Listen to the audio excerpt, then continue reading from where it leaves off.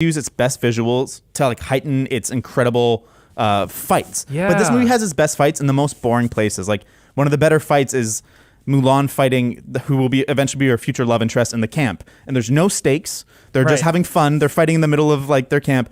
It's like, yeah. And I guess the stakes is that she might reveal her chi. Yeah, sort of.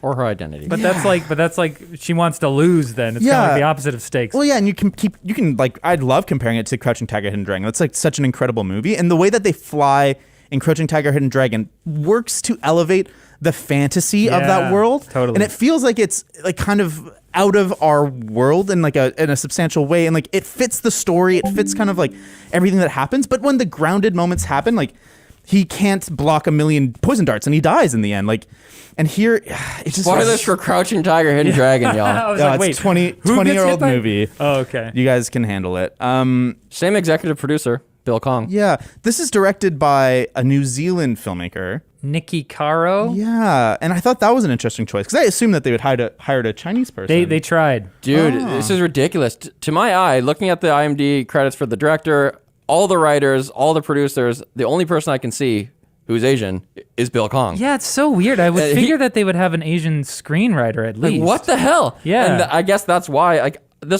whole time in the lead up to this movie, I was like, okay, this is Disney bending the knee, trying to get that China money, trying to like make the most global movie. It's just this movie probably still will rack up $1 billion. Well, maybe probably. even $2 if it was good. It would easily hit $2. Yeah. But I thought that it was going to be like just the most, I don't know, just the most like catered to or pandering to Chinese audiences kind of movie possible. Yeah. But reading the response of Chinese or Chinese American viewers to this and talking to like people here in the office, it's brutal. They hate it. Lloyd had to turn it off in 20 minutes. Yeah. Lloyd did? Yes. Oh. The costumes, he said, were brutal. Like, you've got, it's been compared to like King Arthur having his first lieutenant being George Washington and commanding an army of Mayans. It's like you have all these things from all these costumes and weapons from different eras all smashed together. Oh, they're all smashed together. Because I was like, because I heard that they had tried to make some of the, costuming and the set design and stuff of her like home or whatever, like somewhat true to rural Imperial China. The donut shape kind of like settlement there of the whole village is like that. Mulan, you must return to the donut. That is a real and very common architecture. Right.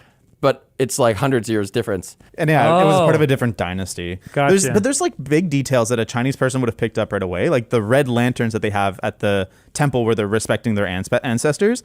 Red lanterns are only used in weddings. That's like a very like, everybody knows that. And it's weird. I definitely knew that. Well, I didn't know that, but Andy told me, and he's like, no, every Chinese person knows that. In the matchmaker scene, they have that extreme makeup on, and the matchmaker has a very prominent green eyebrows, and Lloyd was like, you don't use green. The green is not for that. Oh, wow. It totally stood out to him. He hated it. See, that's so weird. I mean, there must have been, I guess, I don't know. I guess How is that even possible? They didn't have like, what do you call it? Consultants? They Chinese did consultants? too. They spent weeks in China doing the research. So it's just weird that they failed so deeply. Yeah. What? So did you guys find it weird that there was a Huawei logo on Mulan's forehead that they painted? was that weird to you guys too? She's sponsored, dude. I mean, yeah. About the director, though, they apparently tried to get Ang Lee first to direct. He's good choice. And then I think they asked somebody else, and I forget who that was. What did they say? Ang Lee was just busy. I think he would have done it, but he was busy promoting another film.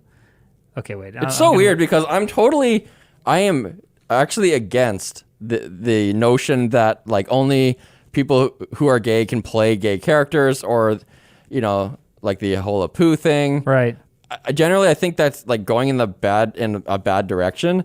But in this case, guys, you need to have some Asians on staff. I know. Like, what? Well, it's weird because they had such a huge success with Black Panther, which is a much better movie, but it's also like a celebration of everything that movie is. And right, but that was Pan-African, so they did have some of the same things where they had like this weird mix of things that would never go together, but it was celebrating all of Africa, whereas this is like a specific time. That's like, fair, you're right. It's a China, specific it's story. Not, Wakanda. That's but it's specifically like Confucian, like this poem, this character. Yeah. That's fair. The second director that they approached was Zhang Wen, who did The Sun Also. Nope, that he edited The Sun Also Rises. So I don't know. Okay. He's done a bunch of. I think he's bigger in China than here. So is this Bill Kong's fault as the executive producer who is Asian and did work on such films as Crouching Tiger, Hidden Dragon, House of Flying Daggers, Fearless? Yes. See that? I mean, Is it his fault? I mean, those movies are very much getting worse.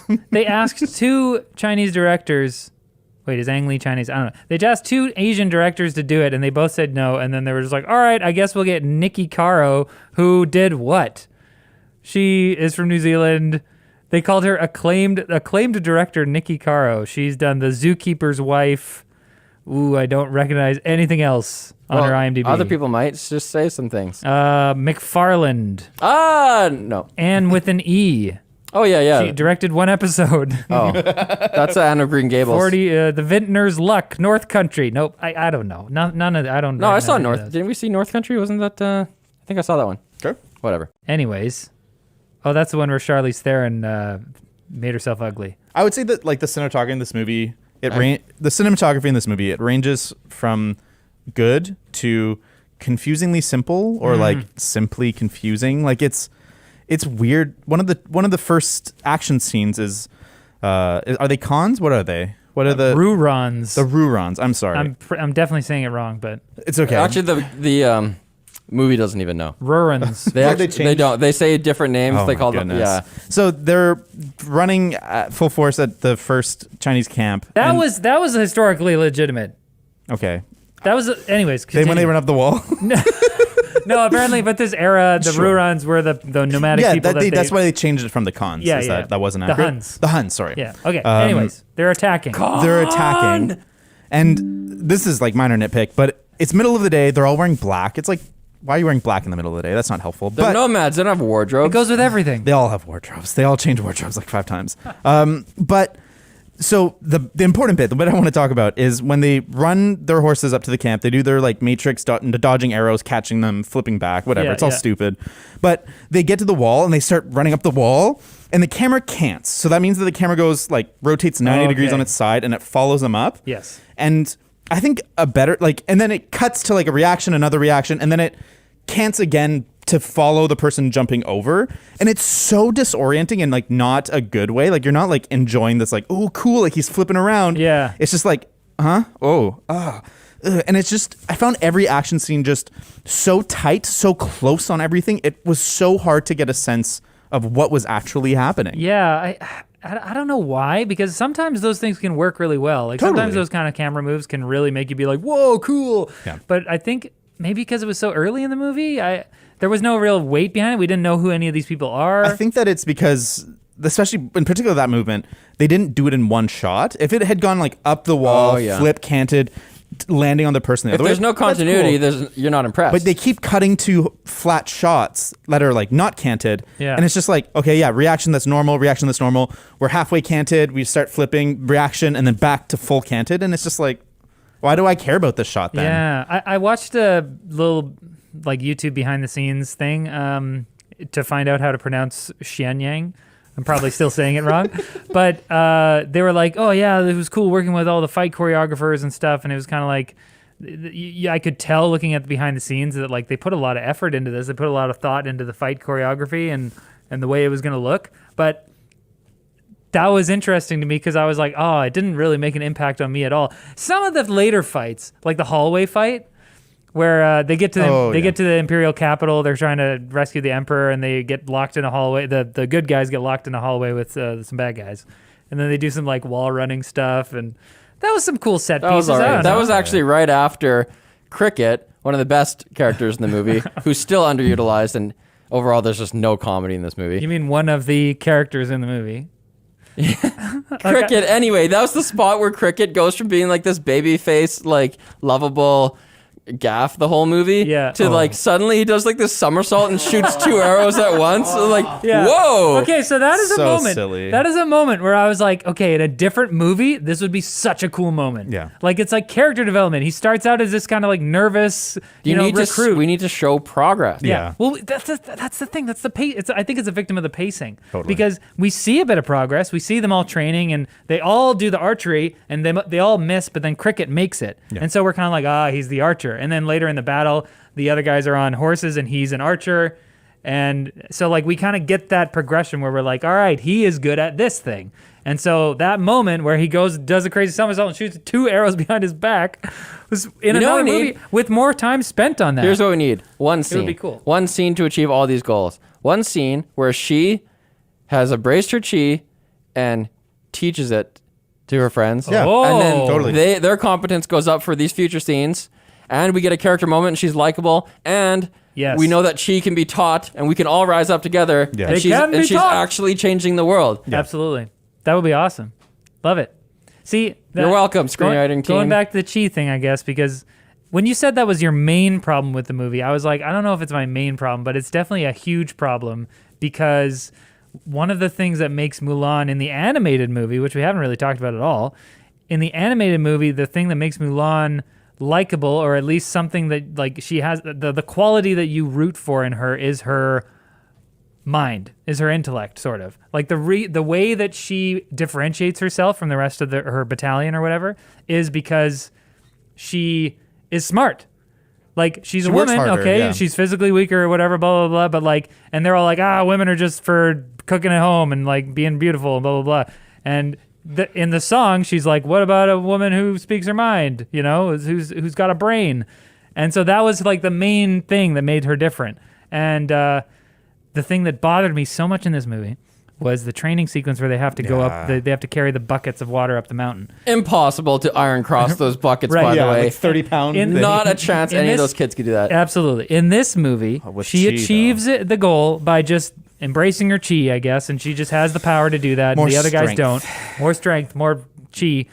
In the animated movie, the task that they're trying, because you haven't seen the animated movie, right, James? I haven't even seen it. Yeah. So in the animated movie, the kind of analog of that training task is that there is an arrow.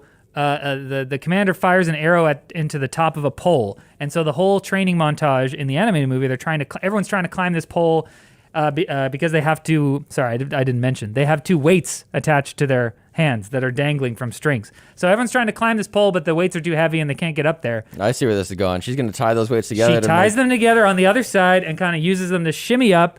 And so she thinks with her brain, that's how she achieves it.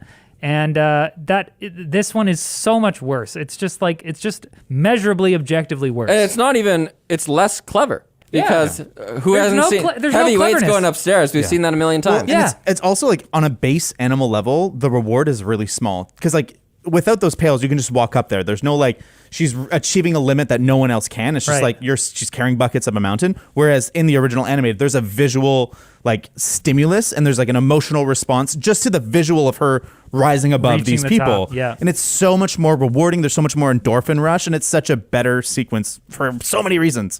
It's markedly worse. Her character was completely unlikable in this movie. And again, I think this may be a difference between Western and Eastern sensibilities, but for me, I was like, you are not only is she unrelatable because of her chi thing, her situation is relatable. That's the whole thing. You're like, presumably, lots of girls watching that would be like, yeah, I know that feeling. Yeah. But then her reactions to that situation, they're not authentic. They're just generic. She doesn't say anything. She just sits there and kind of is like, oh man, this is a crap situation to be in. There's no character moments with her. Right. There's nothing where we're like, oh, we kind of get Mulan. We kind of know what her personality is. She's just so flat. I think the way that she acts is consistent with the actress's personality.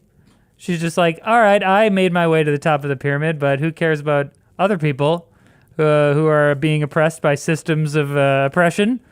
I think it's Zing. Because we didn't even talk about this. The reason that some people tried to boycott or wanted to, maybe they are boycotting it, is because Last summer. Huh? Because of the comment she made she made a comment last summer, right, about Yifei Liu is her name, and she made a comment in support of the Hong Kong police, or I don't want to say against the protesters, but it was in support of the Hong Kong police. So people were like, it makes sense in the movie that she'd be like, hey, I made it to the top, sweet. The rest of the women, you figure it out, you know?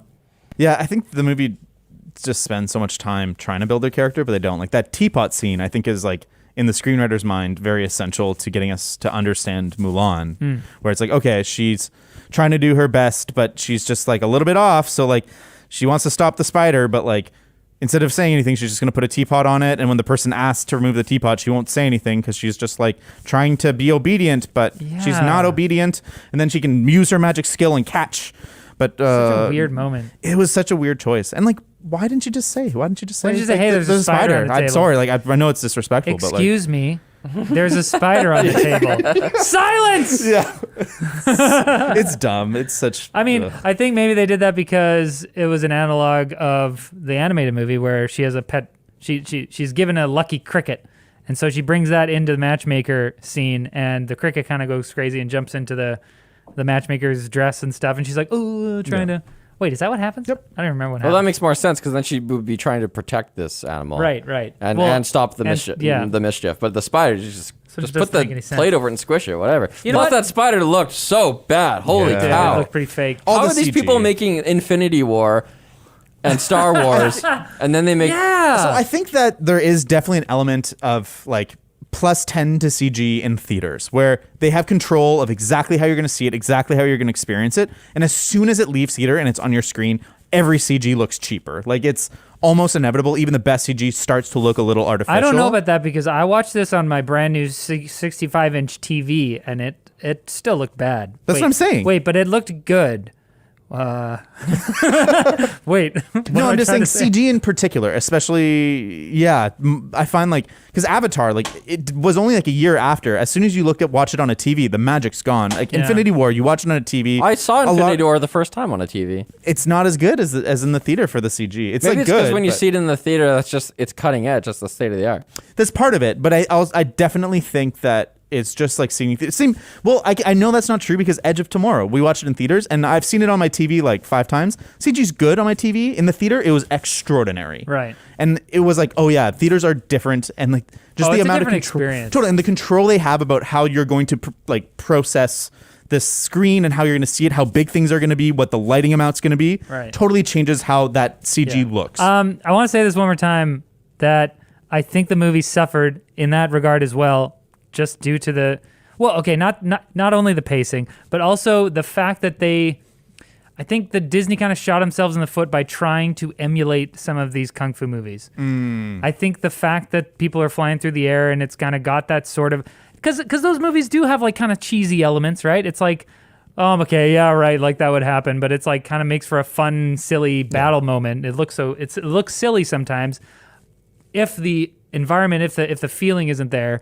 and I think they just don't have the gravity, the emotional weight to some of these things that makes those flying through the air goofy moments okay. Or they just compromised on it because like they didn't satisfy Western sensibilities. Because like for example, there's a spot where someone has like these 2 really long drapes and they like throw them and like knock That's some chi, people out of dude. the air with these. It's like those are massless curtains. That's chi. You can't smash this guy around with this like such a low weight I don't item. know. That's However, that's a trope. You know what's an interesting thing that Lloyd said? He said that he didn't think it was Chinese enough. In that, in Chinese cinema, the action, it's almost like Bollywood level. Like, it's so fantastical and ridiculous. Oh. Like, the way people... So over the top. It's over the top, and they didn't go there, so they're just satisfying nobody. Dang. Man, they tried to walk a middle line. Who's this movie for? I know. Man? It's very strange. Is it for kids? Well, there's a lot of violence, not a lot of funny bits, and it's 2 hours long, so I would say no. Is it for... It's definitely not for me. I think it's for people who saw the movie as a kid and are watching it now. But see, No, that's it's like the weird offensive thing, to is Who that- aren't Chinese, who didn't like the original, who also aren't Western. It's for nobody. Absolutely. I think that they tried to make it more sort of like a more modern take, a kind of a gritty reboot. It's not really dark per se, but like a gritty reboot of Mulan. But it's Disney, so they kind of like half-assed it. I think that as a big fan of the animated film, I love the original animated Mulan. I sing the songs all the time on the way to work.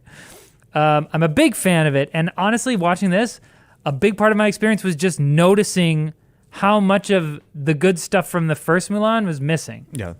Like I'm like, where is because especially in an animated film, those songs serve to add so much emotion and weight to certain things that happen in the movie. And character depth, because you got such an information density. Right, it's basically someone singing for like taking 5 minutes and just giving you a deep dive into their character. And we don't have that in this movie, and so I don't feel connected to anybody. Having not seen it, are there like really important narratives that are just missing in this movie? Not really. They replace Mushu, who's like a talking Eddie Murphy dragon. No, I mean narratives though. Like, for example, I saw someone on Reddit saying, hey, I was gay, and as a kid watching this, and she's singing this song about not recognizing herself in the mirror. Right. Like, that was just like Disney's most LGBT message ever, and then that's absent in this movie. And I know that another LGBTQ plus icon was Li Shang, the commander in the original animated movie.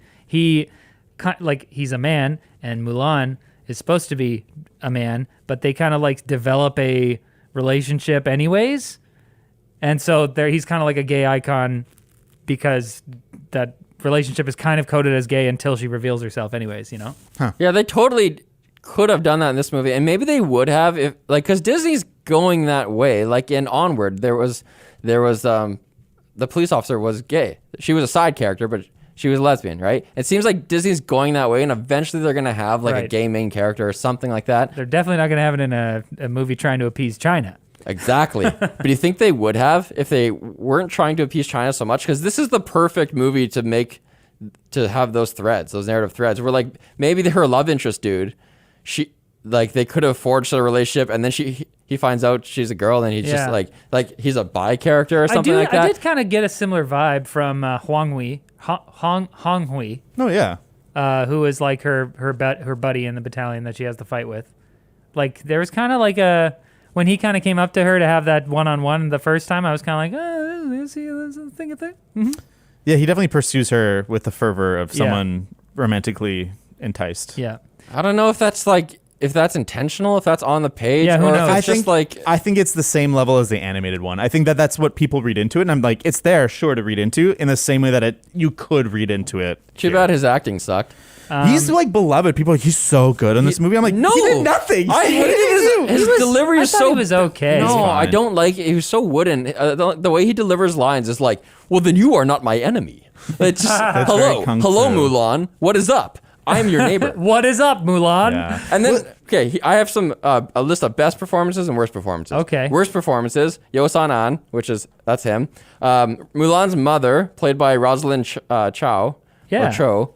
She's been in a bunch of stuff. Yeah, she's brutal in this movie. Oh, God, I hated her. Yeah, she's not too good. And Jet Li, the Emperor. I didn't even know that was Jet Li. I didn't either. And I was just watching this, and like another friend on the couch was at the same time, we're like, that guy's a bad actor. And then it turned out it was Jet Li. I was, oh man. Jet Li always has been a bad actor. He's just been a sweet action star. He was like using this gravitas voice. Well, it was so weird. Stupid. So like, I saw his name come up in the credits, and I was like, what? He's in this movie? And I looked it up, and I'm like, the Emperor. Oh, also, the Emperor freaking sucks in this movie. The Emperor is such a good character in the first Mulan. He's like a friendly grandpa. Like he understands, like the Emperor in the animated Mulan kind of understands that there's this status quo, you know, like, hey, we have these like gender roles and blah, blah, blah, blah. But like when he meets Mulan, he's kind of like, you know, he's understanding. He's like, hey, you know, it's fine that you're a woman, you're doing this stuff because, you know, you're an individual and blah, blah, blah. But we get that warmth from him. In this one, it's just like, I don't even care about the Emperor. They're like, we have to save the Emperor. I'm like, screw that guy. He seems like a dick. I think that's just his performance, though. I don't even think that's the writing. It's just that the way they animated the original He does Emperor. kind of, but he's like, oh, I will kill him like I killed his father. Or, blah, they will never get us. Does he go and do a one-on-one duel with him too?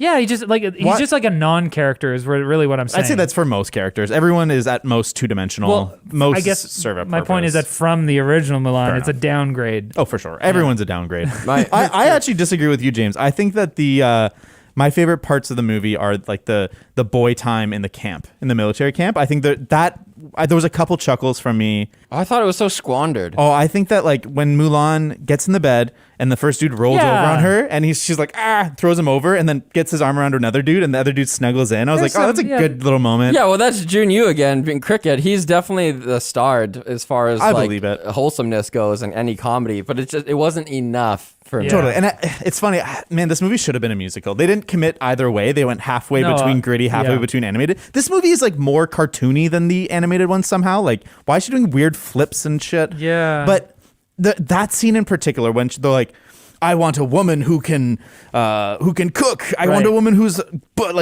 got good bosoms. Yeah. It felt like they were gonna Great bosoms. They were gonna break out in song, and I'm like, the movie would be so much better if they just It would It would be so sweet much if it had better. like a comedic tone, like Parasite. Totally. It's kind of just like goofier, like you can slap someone on the head and stuff like that. Yeah. That would have been great. Oh yeah, definitely. Another thing I hated about the tone of this movie is all the action scenes. The sound effect is like 90s Hong Kong action flick. Like anytime Donnie Yen whips his hands around, it's like. I was like, come on. Donnie Yen is on my list of best performances. You're wrong. Hey, it's not saying it's saying best, not good. He Yeah, was fair decent. He shows up, everyone's like, yeah, Ip Man's here. Like, of course he is. But I think the best performance in this movie was probably Sima, That's the Mulan's dad? father. Yeah, Yes. for sure. He's from The Farewell. He's also, I recognize him from Arrival. Yeah. He's Yeah. He's been in a bunch of Western movies. Yeah. He's a He's a good actor. actor. Yeah. And he brings a lot of warmth to it. Yes. And I think that those family dynamics work. And when he gets upset at her and is like, I'm the father, you're like, he is the father, but he still loves her. Yeah, I wrote down that I do like that he has a deeper relationship with Mulan. In this one, we kind of see him having these one-on-one talks with her. In the first one, he kind of has, like, he sits down and talks to her for like 5 seconds before the whole, like, inciting incident happens. But in this one, we get a little bit of backstory on Mulan as a kid. And, you know, we see that he has that relationship with her. He knows that she has the chi, and he reluctantly tells her to hide it. So it's like there's a bit more understanding there, and I liked that. I hated the scene though when Mulan is realizing just how weak her father is when he's like holding the sword and it's shaky. Because I think there's a really missed opportunity for like some beautiful visuals. Like have him like trying to do his pattern outside, like lit by the moonlight, have him all in silhouette or something. Like have like a gorgeous visual, but instead it's just a medium close up on him holding the sword, and it's like We don't have time for that. the movie is so bad at visual storytelling, and it's upsetting. Also, her father, nice guy, great actor, way larger than Mulan, and she somehow is able to take this guy's armor? No. I don't like it. No. Just fits her perfectly. Come on. The Chinese designed it to fit all body sizes. Do you know what really upsets me about the armor in this movie? It's flawless. It's never been worn. It's like His armor? all the armor. Oh, There's no one that yeah. looks like they've been to war. There's no one that looks that's like they've been true. fighting. And it just goes to serve to make this movie feel so childish and silly, where like these are warriors. These are people that have been to battle. Like their armor should tell a story, and instead it's just like, oh yeah, they produced 10,000 of those for this shot. That's a and, great ugh. point. I think that's a huge contributor to me feeling like this is like a cheap B action movie or Totally. whatever. It's just like all this stuff just looks like it rolled out of a 3D printer 2 seconds ago. Totally. I like the scars on Roran. Bori Khan? Bori Khan. Yeah, That's it. the bad guy. Yeah, his scarring was good. I thought that the practical effects for the hawk were really bad. When there's a scene where she grabs his neck and her hand is half transformed. Yeah. It looked so bad. It looked like C-movie garbage. That's just her hands, man. It's half hawk talons. That's the actress's hands. It's half hawk talons. No, she has half hawk talons. I liked her face makeup. That's why she was cast. It's okay. I hate that they put superheroes in this movie. It's so upsetting. I love and what like your for all voice the did reasons there. you said, where it totally diminishes the feminist message, which is also like when she goes back to the camp, she can't do it without the help of men, and it's like, come on, just you can. Wait, what? So can't when she do? goes back and she wants to help, she goes to Donnie Yen and she's like, I have a secret for you, or like I know where they're going. And Wait, what? she won't believe him. Donnie Yen won't believe her until a man steps in and is like, you should believe her. That's the Me Too moment in the movie. Yeah. There's all of her little her cadre there is all like, I like Mulan. I believe Mulan. I'm going with Mulan. Yeah. And that is, to me, that was a bold face like, I believe women. Right. I think that it was less important that he took her at her word right away than it was important that kind of she changed the whole landscape there for a second. Okay. I don't know. I'm not saying I liked it. I'm just saying that you're defending it though. that's how I read it. Well, I don't. I gave it. I will change my score to a 4 because there are parts that I enjoyed. There's the funny parts in the training montage. Some of the fight sequences are kind of cool, but yeah, no, I will admit that there are decent parts. Yeah, it hits all the Star Wars beats really shittily, but like it's the archetype story, solar hero. Why? This really upset me. So they're taking the solar hero journey. So she has to have a symbolic death. And like, there's a real problem with the fact that her tool to hide her womanhood is what saved her. Yeah. Hey, I mentioned that in my synopsis. Yeah. Like the metaphor is problematic. Yeah. Because what does that mean? Yeah. It should have been like the Phoenix Medallion. Totally. Or something. Yeah. I think it was more, I think what they were going for more is that the shuriken destroyed the facade. Like the shuriken destroyed the thing that was holding her back, which was her trying to conceal her true self. And the perspective of that bird lady villain, whose name I won't even attempt. Xian Yang. She is almost, you could say, purposefully shattering Maybe. because that's the outcome of that scene. Man, this is a charitable way to look at this scene. Yeah, it's very sure. charitable. There's so much stupid stuff. Like when she first approaches, she's in her crow swarm version. And it's like, wait, no, she's trying to make peace with Mulan. Why would she like do this attack first? She's in her what version? Her crow swarm. Oh, When she finally gets... I thought those were bats. Are they bats? No, they're small birds, I think. Small I think they're birds. birds. When she gets killed, she's in her hawk form and takes one right to the breast. And I'm like, man, you should have been in swarm form then. It's so stupid. Would've been fine. They've set the power level so high that like even like the old people that are like not really in training can catch arrows and shit. Yeah. And a mystical witch, jumps in front of an arrow that's like got like 500 feet to save another mystical witch. But it's so upsetting. It's so stupid that she just throws herself in front of it. Instead, she should be like, Mulan. Or throw her magic drapes out and knock it. It's such an artificial drama to be like, yeah, she had to die in this moment. It definitely felt weird that she's so powerful and that's how she died. Yeah, like so stupid. Whoops, one arrow. Yeah, we've seen a million people like block arrows. Yeah, like, exactly. Come on. And the Emperor has the most chi because he's the Emperor and family is important. You know what's interesting? Lloyd told me that in '98 when he watched this movie with his parents, the most like upsetting, jaw-dropping moment of the animated movie for his parents was when the Emperor bowed to Mulan. Oh. Obviously, subversive. Obviously, the point there is that like this person in a high position is willing to bow to you, and it's like, wow, that's saying a lot. But to them, that was just like, oh yeah, that was like upsetting. Like, got to be offensive. I was trying to get in the mindset of like, what would I have to believe for, like, what is a Western comparison here? I'd be like, if there's a movie that has God in it, and God like bows to the main character or something, maybe then I would be like, oh, it doesn't make sense. It's what? It wouldn't be upsetting, you wouldn't though. be offended, but like somebody. No, I'm not saying offended, but it might make me go, that ain't right. Oh yeah. Like, why would? Although I could actually see God doing that and then being like, "Whoa!" To like, me, now it's expanding. awesome. It's expanding my conception of what God is. Whoa, he's humble. I think that kind of leads into talking about how this movie is carefully crafted in cooperation of the Chinese government. So if you play the credits of this movie, they thank 14 different organizations of the Chinese government, and 4 of them are very much specifically propaganda arms of the Chinese government. Oh, geez.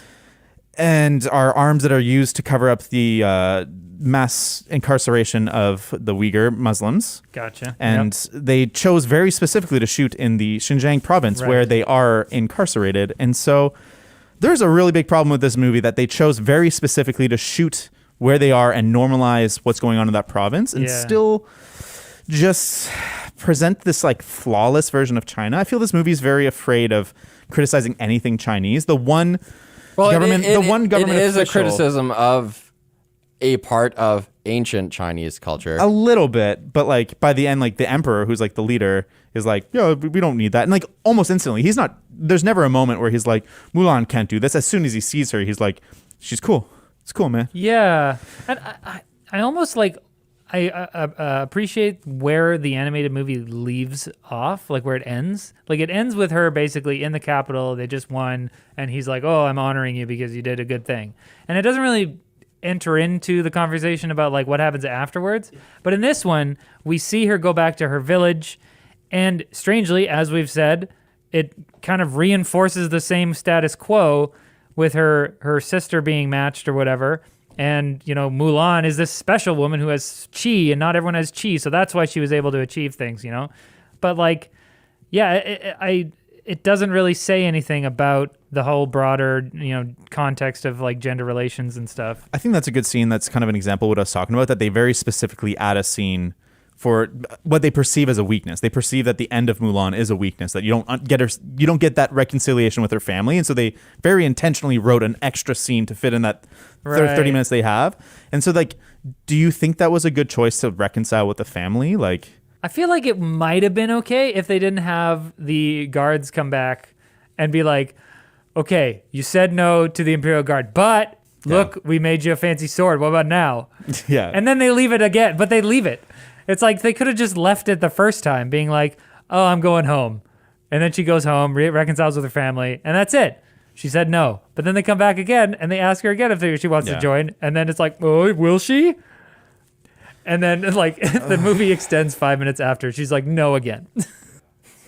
They just flash forward. She's 30 years old, has 6 cats, no kids. Man, loving life. What do you guys think of that shot at the end when she gets the Emperor's sword and everything's awesome? It's like the Mulan, everything's good. And the matchmaker, freaks out. Does she hate Mulan so much that any success in Mulan's life makes her faint? Because the matchmaker screams and falls down. Oh, I thought it was Euphoria. I thought she was I can't wait to match this eligible bachelorette. What? I did not get that. That's I definitely got what that shot was. I don't know. I watched it a couple days ago. I don't even remember anymore. Definitely no. not. It was more oh no, and it's just yeah, she's really you no. hate her. You haven't seen her for a year. Well, I think the matchmaker kind of represents this kind of stifling tradition, right? So it's I think she doesn't want to see women come out of rise above their place or whatever. Fair enough. She's just kind of no. A bunch of minor nitpicks that really bothered me, probably more than they should. But David's list of major minor nitpicks. I got nitpicks. Let's go. So early on in the movie, when they first get to the camp, they're like, everybody get in the shower, but we need someone on guard duty. Thank goodness. Yeah, and great. That's fine. How convenient. But when she's doing guard duty, she's in a watchtower, and there's a roof, but it's not quite far enough. So there's a little bit of an extra, and she decides to stand in the extra under the rain, and you could be oh well, she's trying to clean herself. No, she's not. Her armor stinks now. It's wet, gross, disgusting. Have you ever worn armor before? Well, no, we actually know that she stinks after that scene because people continue to tell. And so for sure, why doesn't you just take a fucking half step back? Yeah. Come on. Honestly, I thought that too. I'm oh, she's taking a shower, but then her clothes are all wet now, and she's not changing. Yeah. Speaking of the joke of the stinking, I thought the joke was fine. It happens a couple times. Everyone's like, you stink. But one of the first times when who will be her boyfriend later is like, you stink. She goes down, and the actor doesn't move. She just kind of does a quiet look down. But they added a huge it's so clearly not her doing it. But they kids won't get what she's doing. We need to add a sound effect. Oh my! Yeah. Stinky. Oh, it's funny. Oh. Maybe the editors didn't like the actor either. They want to make it worse. The other thing that really bothered me is when the Chinese army is facing down the bandits, I guess I'll call them. Rurans. The Rurans. Barbarians. Their tactical choice is so stupid. This is one of my nitpicks. Why would you stand in the middle of a field where everything is inclining towards you when cavalry is charging at you? You want to be at the top of a hill so that they lose their advantage. Hey, but you want to move first so the other guy's in your control. That's what he said. Let's move to the bottom of That's what the commander said. It's a terrible spot in the middle of nothing. It's not like you can back in and corner them. I don't know. Maybe I just played too many tactical video games or something. But that really was this is stupid. It's they just want the visual. Sense. Everybody knows you want the higher ground. Yeah. So my nitpick about the tactics was in that battle when Mulan returns, the tactics change because. Wait, what? The witch turns into the bird swarm and starts attacking the soldiers. So then the soldiers do this kind of Roman phalanx thing where they put all their shields up in distinct groups. There are a bunch of different groups of people, soldiers is holding their shields up. And so at that point, the Rurans bring out a trebuchet. Several trebuchet. And start throwing flaming rocks at them. I'm like, absolutely murking them. I'm like, too. yeah, but I was like, was didn't this the miss- strategy? Did they talk about this beforehand? Probably, Like, yeah. okay, the witch is gonna do bird swarm thing, and then we bring the catapults. Yeah. Like, why do you have catapults? I guess they were gonna do siege. Yeah. That was one of the moments. moments where I was like, this isn't for kids. Yeah. These, wait. Like, these are actual deaths. Like, this is like 10 people Well, getting you see exploded. it from Wait, far didn't off, the though. Ruran charge the Chinese army? Or is that a different fight? Wait, what happened? How did they get behind them and get trebuchets? No, they Is it a different fight? No, this is after Mulan returns. Okay, so the way the battle plays out is they show up. The Rurans are on the hill. Yeah, the Chinese army is on the flat part. Yep. And then Borikhan leads some of them away. And so then Mulan chases them, and she gets away from the battle. Blah blah blah. So then when she returns to the battle, there's kind of a battle going on in the flat plain, and there are some Rurans up Okay. on the ridge still, and they're shooting down. So at them. they've been there the whole time. Yeah, yeah. Okay. Yeah. That's fair. And that's kind of the midpoint where she uses the avalanche and all that, right? And that's the avalanche. Another nitpick. That like, okay, fair enough. Trebuchet hits the avalanche and it starts coming down. But they kept the part in the animated movie that makes the least sense, where there are people being struck by the avalanche and they're kind of like drowning in the sea of ice, and they're like, oh no, and she rides the horse through the avalanche. sorry, horse, you're dead. She's like surfing the avalanche on the horse, and she reaches down from the horse and pulls the guy out from under all the snow in the avalanche while it's happening. It doesn't make any sense. I was like, what? Of all the things to keep from the original Mulan, you keep the thing that makes the least sense. Yeah, and I maybe I missed it. I'm But upset. why did they shoot a whole trebuchet at like 2 helmets? What? They didn't think it was a whole regiment up there. They thought it was a couple people, Well, didn't they? they're getting flanked. You could, I don't Yeah. know. But is a trebuchet really the I think tool? they knocked a few of them off, but they don't know how many people are up there because you're behind a rock. This movie makes a lot of sense if you actually think about it. Also very, Yeah, also very it's convenient that they're flawless. the exact distance that the trebuchet can hit. Yeah. Well, and like trebuchets aren't that accurate that they like. I don't think they miss a single shot. Every shot of the trebuchet smirks the whole group. They But didn't these- seem to have any operators that were doing geometry there. They were just turning it and shooting it. Yeah, it's. The Rurans know all about trebuchets. That's how they ride through the desert. I wonder if that's on their accurate if they nomadic were journey. using trebuchets or not. But they're nomadic tribes. They just keep trebuchets with them. They bring it with them. They're like, we can't carry gold. That's ridiculous. I thought they were successful because they were That's such a cavalry great and point. they were very mobile and they In could real flank life, you. And exactly. Yeah. They just And they showed could up. shoot arrows off of horses, which was an incredible skill. I guess they built trebuchets for this particular battle and this one only. They invested all their skill points into engineering. They can just field engineers, that are like building them on the fly. So the witch trying to, Cloud City trying to get Luke to join her. And in that moment, it's so weird because I was rooting the way that the witch kind of like gives her backstory. I was rooting for her because she's like, hey, I was an outcast, like people didn't treat me right. They shunned me. They tried to kill me, blah, blah, blah, because I'm different. They call me a bitch after meetings, but I'm the CEO. Yeah, they tried to kill me. And so this is me. The reason we're doing this is because we want to build a new order where it's more egalitarian, like this doesn't happen to women. We want that to happen. So I'm like, 100%, I'm with you, like go take down the emperor. Seems like kind of a dick anyway. He's got this weird deep voice. It's a fake deep voice. Take him down. And in that scene, Mulan is like, wait, I think she says, does she say, I know my place? No, she doesn't, right? I think, but the gist of it is basically that she's like, no, China's good and we want to keep the order that exists now. Yeah. No, we don't want change. Yeah. So I was just like, I felt, and then the weird thing is that I was just rooting completely for the witch in that scenario, which I don't think you're supposed to do. When you put it that way, that makes me think of, sometimes we write scripts for sponsored videos over here and the brand has to approve it. And they're like, no, make this happen. And you're like, well, I don't want to rewrite the whole damn thing, so I'll just change a couple sentences. Yeah. And so to appease the brand, but in this case, the brand is China. It does feel that way. You're so right. That's like such a, I feel like it's a clear input from China. See, it's interesting that you guys like the eagle character, because I found... The witch? The Falkitch. I just thought she was the most interesting dynamic there. Yeah, the reflection I character just think from that, Mulan. I didn't I love guess the I character. took but the villains as kind of a pair, and they both felt a little undercooked to me. I think you have to choose one or the other, and like because what Oh, I didn't care about Boracay Yeah, at he no, all. he was lame, sucked. yeah. And you're right, she's better than him for sure. But I also just I think that they should have spent the time they invested in him into her, making a more complete character instead of just the idea of like bitch CEO feminism. If she was the only villain, it could have worked, but then she would have had to have had. I liked her story where she's like, I'm kicking supreme ass, but this other guy is still at the top. That was Yeah. cool. Maybe she could have said the Emperor did that to her and then been the sole villain. That would have worked. yeah, But then she wouldn't be able to like sacrifice herself to save Mulan.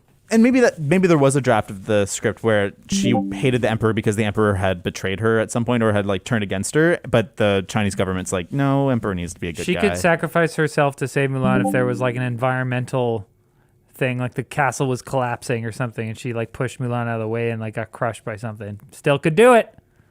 You can do anything. You can Yeah. if you're a screenwriter. Or maybe the emperor promises that like Mulan like promises like some power to Mulan or something, Yeah. and she sees it and will sacrifice herself to like stop 1,000 arrows or Yeah. something like the. Yeah, Bori Khan being like a non-character is fine with me basically because that's who Shere Khan is. His name isn't Shere Khan. It's that's the tiger in Jungle Book.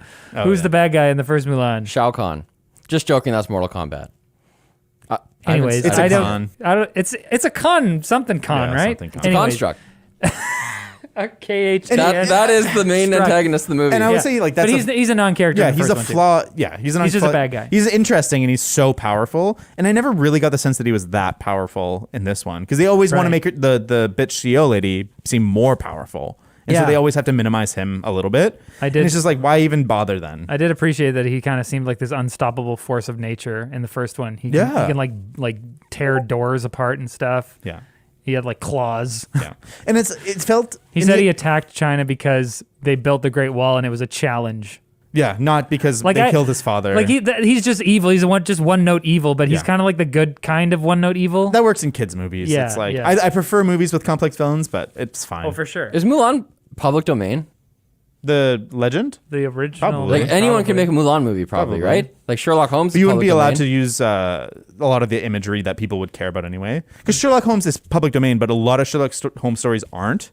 Right. Including the ones where he has a lot of more empathy and has a better character. And that's why the Sherlock Holmes you always see is like this kind of like on this spectrum asshole who's like super smart, but is just really cold and calculating. Because the stories where he had more heart and he grew, Yeah. those aren't public domain. And so if you want the free Sherlock Holmes story, you have to have that specific Sherlock Holmes. Well, this Mulan movie has fuck all in it. So, it would be. All I'm saying is where I'm going with this is it'd be cool if someone just made a good Mulan movie that we all wish this was. Oh, this is an gonna be animated movie, such man. a forgotten movie. No one is going to talk about this. Even I in wonder if they 2021. like it in China. no, they hate it. In China. Andy was showing me a bunch of comments and it feels so they're basically the general gist is like they just got China wrong. They have no idea what they're doing and it's kind of like I heard it like this. Okay, we haven't even talked about the Phoenix. Yeah. So brutal, Yeah, just yeah. like floating around. So bad. Someone said it was like if they made a movie about France where there's just like all these people eating baguettes and like doing French things, and then like the Phoenix was like a mime, just like appearing all the time. Like I'm a French That's so icon. I'm funny. here. I didn't It's even like- know is the Phoenix Chinese? Yeah. I didn't even know that. it is. I thought it's like It's in a other sign of things as prosperity well. and peace. Oh. Yeah, it feels like it's like the whole movie is the opening of Team America, but it's just a movie that takes itself seriously. But again, Lloyd was pissed about the Phoenix too because he was like, they wouldn't have a Phoenix medallion. The Phoenix is like for the queen, Yeah. but the poor people they would have lions, not phoenixes, and just there's all these like really in little depth, crazy things. Chinese things that I will never understand. But at least there's this one guy in the office who can tell me and generalize for the whole billion population. They don't like this movie. You know, it was like one of the biggest, just like, what is the word I'm looking for? Not missteps. Slap in the face. Like like a big blunder. I think one of the biggest blunders in this movie is trying to do the stupid trope shot where the wings are coming out on either side of the heroine. Like it just doesn't work. It's just lame. Yeah. Like it's for those who haven't seen or won't see the movie. in her fight with Bori Khan, she kind of like, she gets down as the hero does during one of these fights, and she's kind of like, no, my chi, the power of family, blah blah blah. And the Phoenix comes up behind her, and like there's this slow motion shot where the Phoenix wings go out on either side of her. But like it's not even visually impressive. It's just not like take out all the emotion and the gravity of the moment. Like it's just not even a visual. The Phoenix looked bad. It's not even a good visual. Yeah, it's like Phoenix too small. looked like Pokemon Snap. Oh, like yeah. it was. Yeah, it's like the Pokemon ads where it's our real world and they add like a kind of crappy CG. It looked thing really on bad top. CG. The CG was god awful in this movie. I would rather have Mushu 100%. Oh, a million times. Give me Eddie Murphy any day. I did actually watch like half of the first Mulan of the animated Mulan before I watched this one, and I was like, oh man, this is so good. Eddie Murphy's hilarious, and I don't know whether he's offensive to like Chinese culture or whatever, but like he's hilarious in the movie. He's a funny character. I read that Chinese people are really used to portrayals of China being really off. And that's almost like the saddest part is that they thought they were going to finally get like a really sensitive and sweet movie. It's such a weird choice to do this. They're just like, once again, I guess we'll watch it. It's definitely from the trailer, I kind of got the feeling that they're like, okay, they're trying to do it right. It's the cinematic equivalent of going to like a Chinese restaurant in America. It's like, welcome to Mama Panda's. They definitely sold it as something different too, and that's the problem. Where have you guys disappointed? have you guys watched any of the other Disney live action remakes? So I hadn't seen any of them, but right after I finished Mulan, I was kind of like, I should kind of more of this. Well, this is my cup of tea, cup of green tea. More lawn, please. So I was on Disney Plus, and Lion King came up, so I just started watching. Like I watched like the first quarter of the live action Lion King, and I was actually like, okay, I haven't seen the whole movie. I haven't seen the whole movie. No, but no. I was like, hey, if I hadn't seen the animated one, I was like, this is decent. Like it's fine. It's a shot for shot remake. It's a shot for shot, which is dumb. I think it is just objectively worse because the whole point of animated, especially with all animal movie, is that you can have exaggerated expressions. For sure. But then with like a photorealistic movie that's all CG, it's like, do you make the lion face look like a real lion face and therefore have no human emotions? Yeah. Or do you exaggerate it, but then it doesn't look real anymore, so they have to make a choice. So it's like, it's just inferior to animation. You're not making it better, so why are you making it at all? Yeah. They should have done like a Pixar style animated thing where it's like Stylized. Stylized 3D, because like sure, you can redo some of these movies. They're not perfect. Lion King's pretty fucking flawless. Yeah. No, I definitely feel that. Like it relies more on the voice actors kind of like carrying it, which is kind of weird because the voice actors are like slightly less animated in this one, I feel like. But yeah, I think I would have preferred, having seen what I saw of the live action Lion King, I think I would have almost preferred a straight adaptation for Mulan. Like a straight shot by shot. It's hard to know if you're because gonna do it. Sometimes when they go so close, like Beauty and the Beast is a shot for shot remake with like a few extra scenes. Sometimes it's that one wasn't horrible.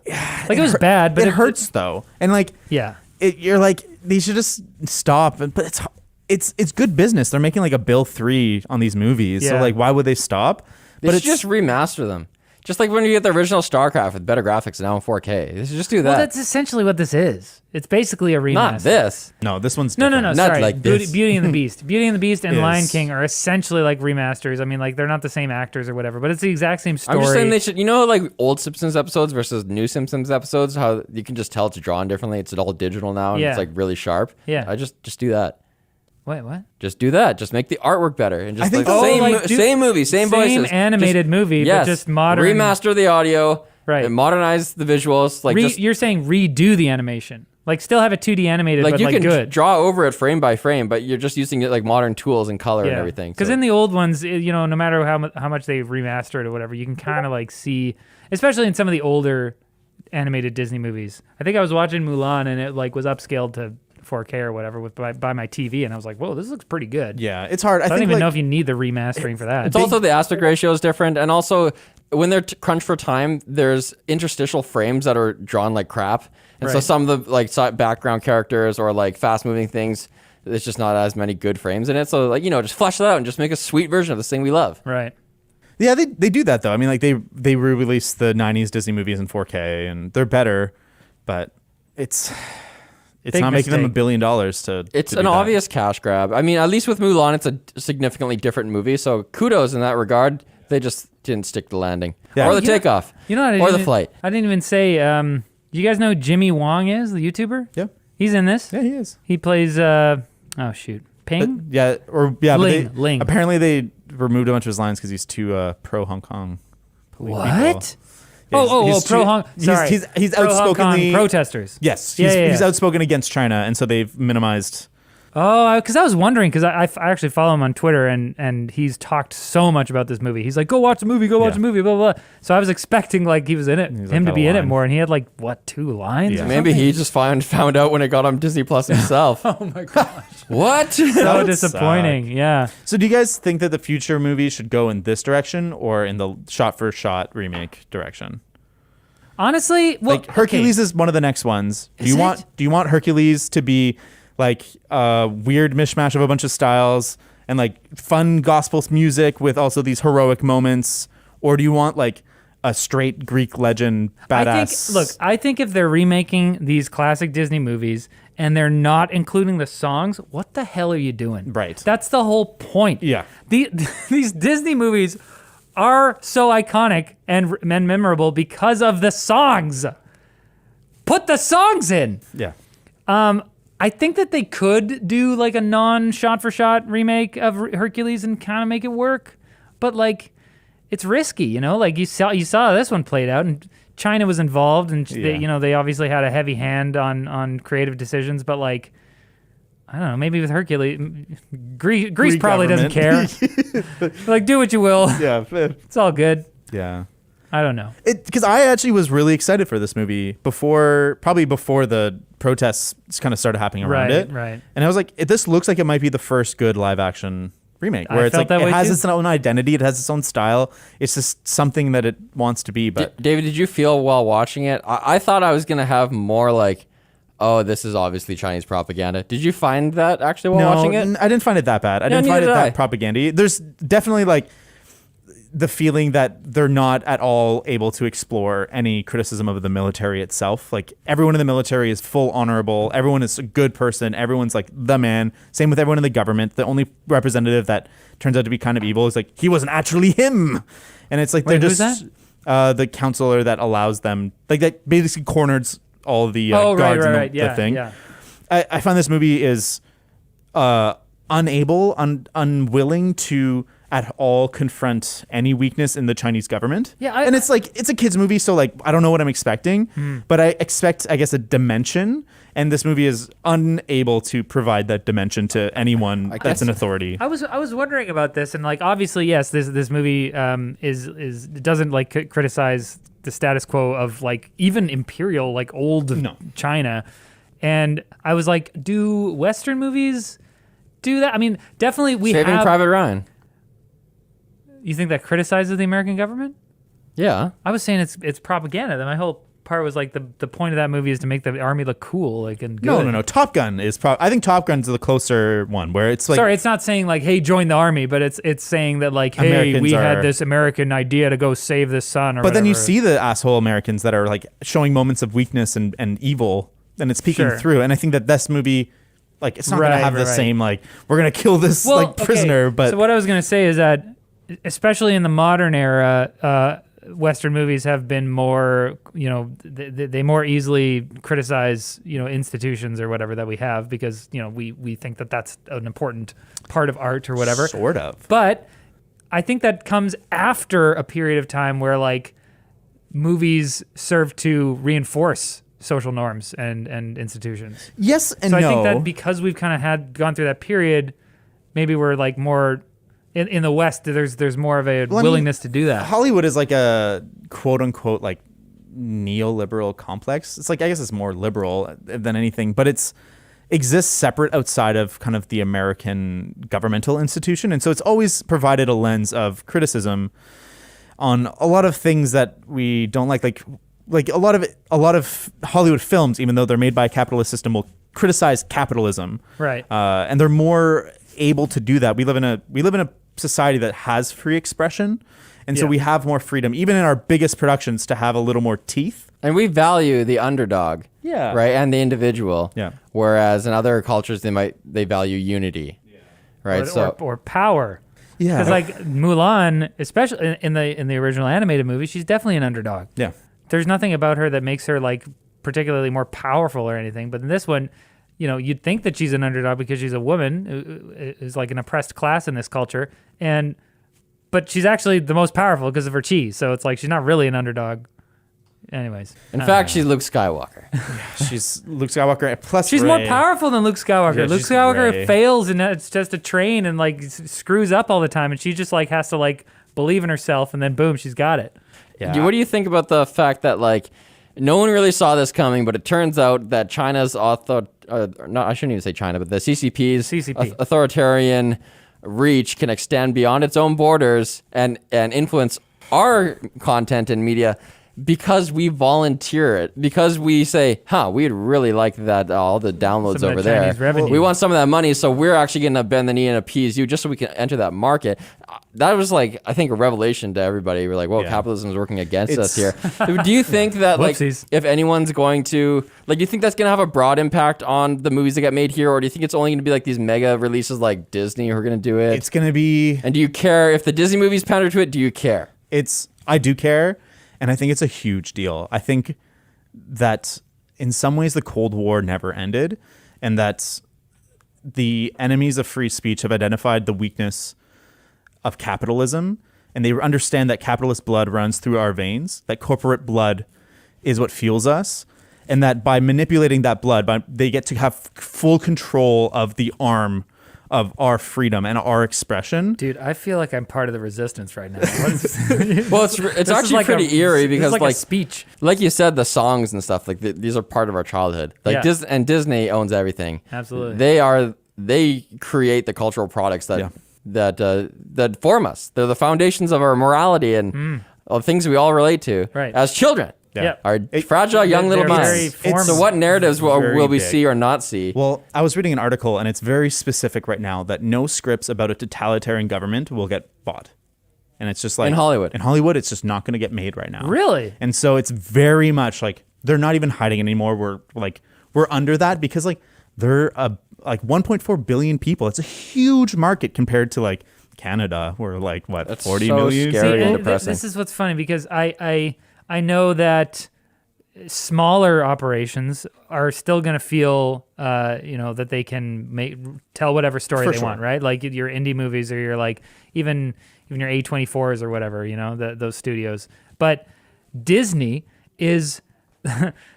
Disney basically has a monopoly on the blockbuster right now. They have Star Wars, Marvel, all their classic. They don't Disney got movies. Warner Brothers. Dune. Dune trailer came out today. Yeah. Dune. Wait, what? And James Bond. It's not Disney. Oh, they don't have. Yeah, so go support James Bond and Dune. And the new James Bond actually looks good to me. It looks awesome. Anyways, And the new Dune? Well, Dune looks amazing. it's also. gonna be unreal. Anyways, but my point is, so Disney kind of has a monopoly, other than these kind of few exceptions on the blockbuster. Yeah, sure. Marvel is the biggest thing ever, and if Disney is the one who is bowing the knee to China or whatever, it's like, yeah, that's going to shape public opinion. I think that's hugely dangerous. What's the worst thing about this movie is that it's not bending the knee. It's actively going out of your way to cooperate with tyranny. And that's what's most upsetting about this. Well, that's why everyone's so upset about the fact that they have the thank you this region where there's concentration camps. Thank you so much. Yeah. And it's just like, if they were just omitting making content, if they were just choosing to make very like whatever fluff content, you'd be like, whatever, it's Disney, who cares? But the fact that they're actively going out of the way to let us know that like this is the future, that pro-China, like content that's crafted for China is the future, even though they've utterly failed. It's hard because the only alternative to this is to just not do business with China, which is really not an option for a world in which we have created like global transnationalist organizations that just like that operate all over the place. You can't just say, all right, we're going to operate everywhere except the biggest market. Totally.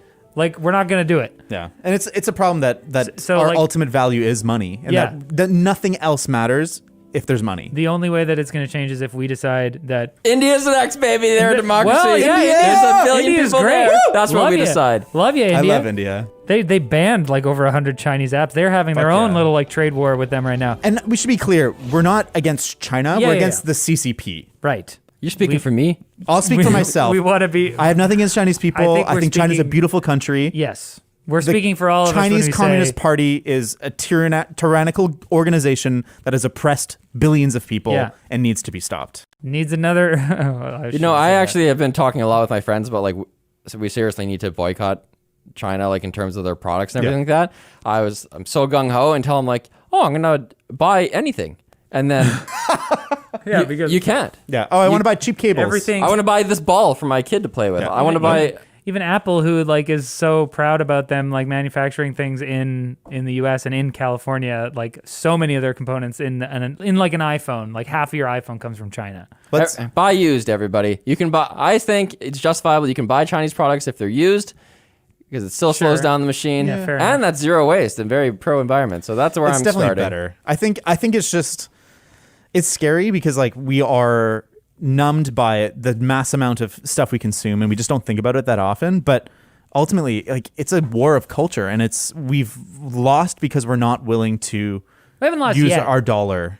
We Well, have. how I don't much- think what can we do? How much money did we give to Disney for this movie? $35 fucking dollars. Okay, Well- so hold on. I want to know though. So you bought it on your Disney Plus, and I watched yours. So Yeah. I didn't give them anything. What did you do? I bought it on Disney Plus. So we gave them $60. On We top gave- of our subscriptions. we gave Disney $60, but I think the That's a signal that it's okay. The operating principle in my mind here was that we watch the movie and bash it so that they don't get as much revenue. Well, Don't totally. go watch this movie. Do not go watch this movie.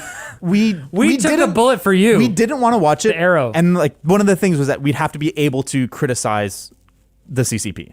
And Right. we want to do that. And this is But our what we learned was that there are many reasons to boycott this movie, and actually the propaganda aspect was very low on the list. it's You true. should really boycott this movie because it sucks. It's a bad such movie. dog movie. shit. Thank goodness. I was so worried I would like it. Because like the reviews were good. I was like worried I was going to watch it and be like, oh, this is pretty good.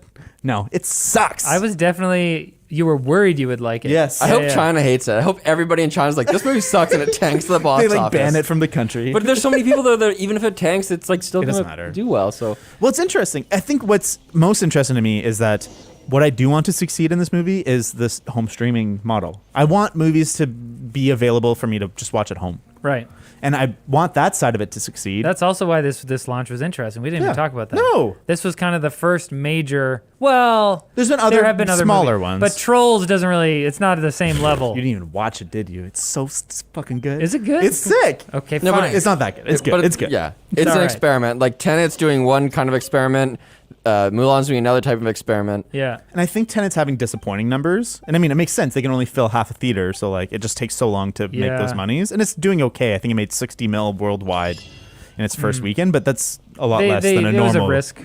Yeah. But they had to. I respect that.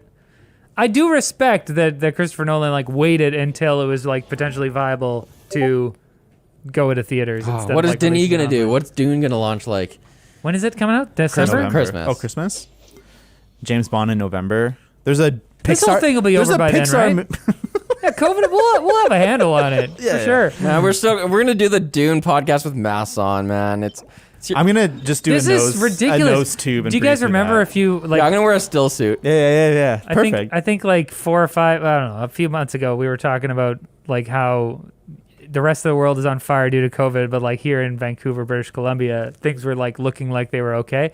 We're in the middle of a giant spike that's Got bigger way than the worse. first one. Yeah, that's because we sheltered in place, flattened the curve, and then we're like, okay, our economy is not resilient enough to do this anymore, so let's all make money again. And then, but huge apparently, spike. it's not even that. It's the stupid young people having house parties. yeah, going to the Stop. bars, nightclubs. Stop it. they closed. They close the here. nightclubs. Thank goodness. All right, so next week we're gonna do this new Charlie Kaufman movie. What's it called? I've been thinking about ending things. Oh, I've been thinking about ending things. Yeah. Okay. Very exciting. I thought it was thinking about ending it. I thought it was like suicide. well, I movie. think the title is traditionally vague in that way. It's all lowercase too. Very creepy. It's Yeah. a new movie. It's on Netflix. Check it out before the next episode.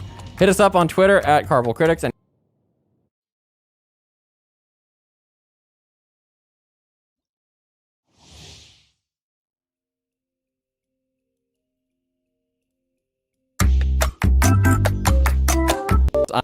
There's always spoilers. The movie that started it all, kicked off the MCU. So, in retrospect, is it good? A lot of people think it's their favorite one. What? I'm surprised. No? Really? The favorite one out of how many are there? 12? 23? Huh? 22? There's a good 12 though, for sure. Oh, you mean like there's 12 good ones out of that 23? No, I completely forgot how many there are. Sorry, I forgot. 21, 22? I'm sorry, I forgot the I'm exact thinking number. James Bond. I don't know. There's lots. And they keep coming. I should pay more attention though, because, MCU is basically, it's the new Star Wars. Because they take it seriously. I was one of those people who hated on MCU movies. Like I saw the first, in phase 1, I saw like the first 3, or like I saw the first Avengers, I saw Iron Man, I saw Thor. Yeah. And then I think it was Ant-Man, the trailer came on, and I was like, okay, there's too many of these now. Who cares about Ant-Man? Yeah. And then years go by. Yeah. People like Scorsese are saying that Marvel movies are stupid, and like I'm just not watching any of them.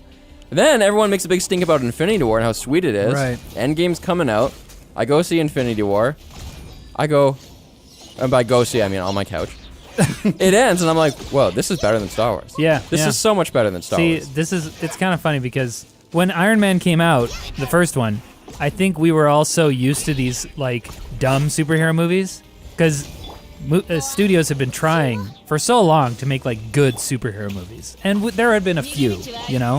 When did Batman Begins come out? 2005. The year before. 2005. No. I mean, it came out 2005, and Dark Knight came out the same year as this. So, Oh, really? Yeah. Yeah, See, there we're already into- were good superhero movies. So those were good, but they're kind of like a different kind of good. You take them a bit more seriously. There's like normal movies, Yeah. they fit up there. Yeah, And yeah. then there's superhero movies, and to be a good superhero Right. movie, you don't have to be on that echelon. I feel like before Iron Man, we had like Daredevil and the original Spider-Man movies. And to Those me- are good. No, and, they're fine, but X2 came out, X-Men and X2 are both out. X2 came out in 2003. yeah, the X-Men movies are cool, but they're like, I feel like Iron Man was the start of just these complete quality movies. You go see an MCU movie and you know that it's going to be good. Like What the you're not What are you talking No, about? like it's going to be okay. Like you can go see Daredevil and you were like, "All right, that was cool." But it was janky and weird, and there was like some effects that didn't really work, and there was some dialogue that's just like weird. But you go see an MCU movie, Iron Man, everything in this movie is just solid, and I feel like it is the start of a whole run of MCU movies where they're just solid, and there are better ones and there are worse ones. Well, you're guaranteed to get a A-list cast and a huge budget. Right? sure, for Okay, sure. but we're getting ahead of ourselves. We are. First, David, why don't you tell us what you would rank this movie out of 10? Watching Iron Man in 2020 is like shooting off an expired Roman candle after years of shooting off big-ass Okie toilet crackers, Tijuana finger splitters, and devil's dongs. Husker D's? Still fun, just a little quaint compared to the newer, better stuff. Quaint. I like that. Oh, and rating? 7.2. Okay. Where's that extra .2 come from? You should ask where the minus 0.8 comes from, but you'll have to ask me that later. Okay. Riley? Okay, here's my slogan.